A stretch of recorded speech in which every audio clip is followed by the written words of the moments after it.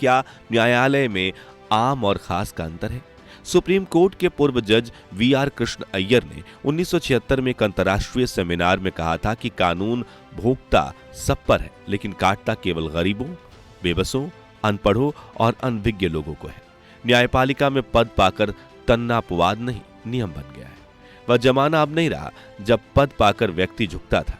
न्यायपालिका को लगता है कि वह दूसरों से अलग है। कानून और संवैधानिक प्रावधानों की परिभाषा आम और खास लोगों के लिए अलग अलग की जाती है। इसमें सत्ताधारी भले ही नहीं आते, लेकिन बुद्धिजीवी, रसूख वाले, पैसे वाले, लिबरल श्रेणी के लोग जरूर आते हैं, जिसके लिए न्याय के दरवाजे आधी रात को भी खुल जाते हैं। इसे न्याय पाना कहें या कानून से बचने के लिए कानून की शान में गुस्ताखी, ऐसे लोगों के सामने कानून बौना नजर आता है।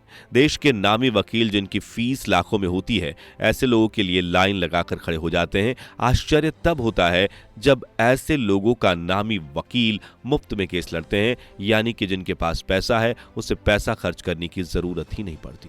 देश के जेल में लाखों ऐसे लोग हैं जिनके मुकदमे की सुनवाई बरसों से शुरू नहीं हुई है। ऐसे भी हैं जो जिस अपराध के आरोप में बंद है उसमें मिलने वाली अधिकतम सजा से ज्यादा समय से जेल में है। ऐसे भी हैं जिन्हें न्यायालय से जमानत तो मिल गई है, लेकिन जमानत राशि न दे पाने के कारण जेल में ही रहने को अभिशप्त है। इसलिए ये कहना सच के साथ अन्याय होगा कि कानून की नजरों में सब बराबर है। आम लोगों को यह समझ में नहीं आता है कि संजय दत्त, सलमान खान, ओम प्रकाश चौटाला और लालू यादव जैसे लोगों के लिए कौन सा कानून और कौन सा संविधान बना है जिसमें जेल से बाहर रहने की छूट मिल जाती है। ऐसे वाक्य देखकर देश के आम लोगों के मन में सवाल उठता है कि क्या न्याय अमीरों और रसूख वालों के लिए है?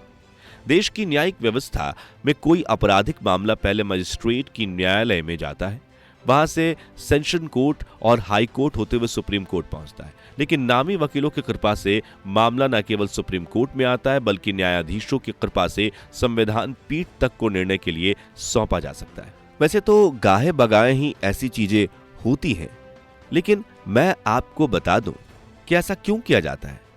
क्या ऐसा ही अवसर देश में रोज गिरफ्तार होने वाले हजारों लोगों को मिलता है? यदि नहीं तो फिर खास लोगों को भी आम लोगों की तरह निचली न्यायालय में सुनवाई नहीं की जानी चाहिए? यह प्रश्न नागरिकों के समक्ष उपस्थित है। व्यक्ति की स्वतंत्रता नागरिक का मौलिक अधिकार है। यह अधिकार भारत के संविधान ने हर भारतीय नागरिक को दिया है।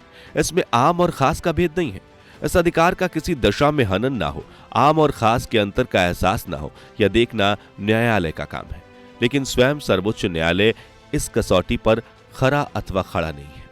इसलिए प्रश्न उठा है और विश्वसनीयता का संकट है। देश का सर्वोच्च न्यायालय मौलिक अधिकार की रक्षा करने में नाकाम रही है।